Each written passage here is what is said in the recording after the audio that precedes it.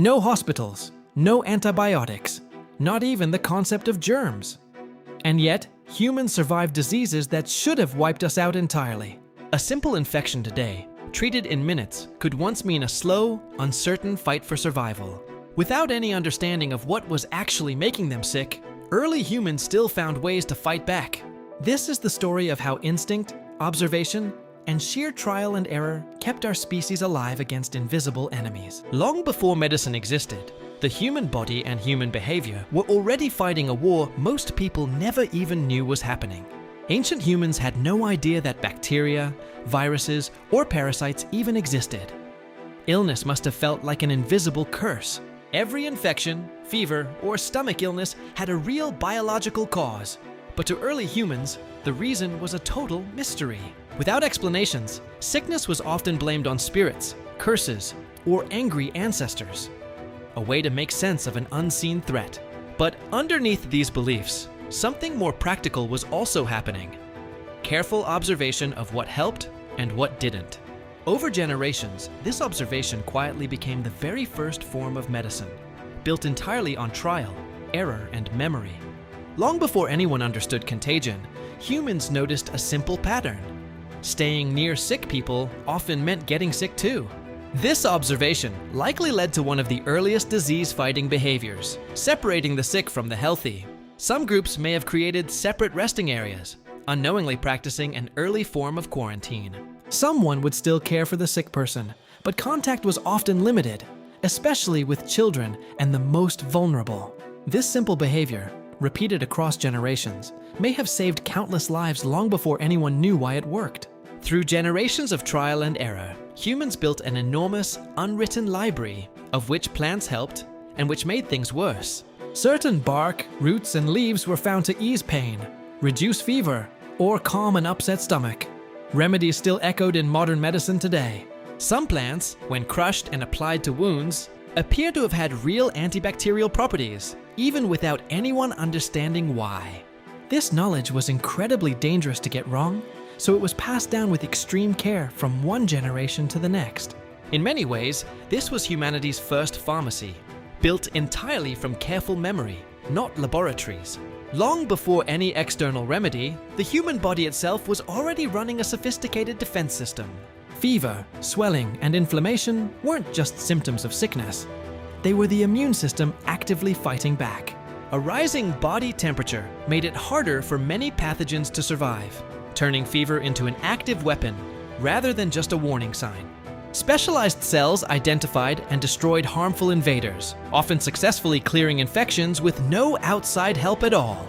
In countless cases, survival didn't come from any remedy. It came from the incredible, built-in resilience of the human body itself.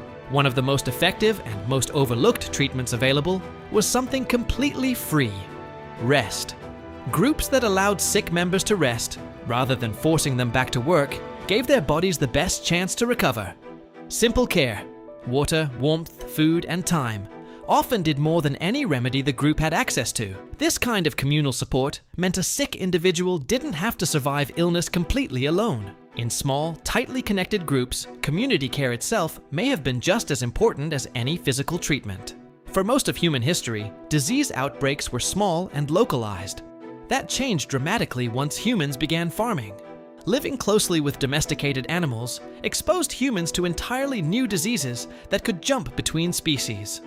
Larger, denser populations also meant diseases could spread between people far more easily than in small, scattered hunting groups. Epidemics on a scale early hunter-gatherers never experienced became a grim new reality of settled life. This shift forced humans to develop even more sophisticated methods of disease control, sanitation, and care. Over time, certain individuals in a group became known specifically for their knowledge of sickness and healing. These early healers learned to recognize patterns, which symptoms tended to resolve on their own, and which ones signaled real danger. This role was often passed down deliberately, apprentice to apprentice, preserving hard-won medical knowledge across generations. While far from perfect, this accumulated experience gave communities a real, functional understanding of injury and illness. In many ways, these individuals were humanity's very first doctors, armed with nothing but memory, pattern recognition, and care. Despite every effort, many illnesses simply couldn't be beaten. Death from disease was a constant, accepted part of ancient life. Studying ancient remains today reveals just how often infections, parasites, and illness shaped and shortened human lives. Children were especially vulnerable, and childhood mortality from disease was tragically common throughout most of human history. And yet, populations survived, adapted, and continued. Not because disease was defeated, but because humans kept finding ways to endure it. Every method we've covered, isolation, plants, rest, care, knowledge, existed for one reason: to tip the odds, even slightly, in humanity's favor. Every antibiotic, vaccine, and modern treatment we rely on today has roots stretching all the way back to these early observations. Many modern medicines were actually discovered by studying the same plants ancient healers had relied on for thousands of years, isolating the sick, using natural remedies, prioritizing rest, passing down careful knowledge. These weren't primitive guesses.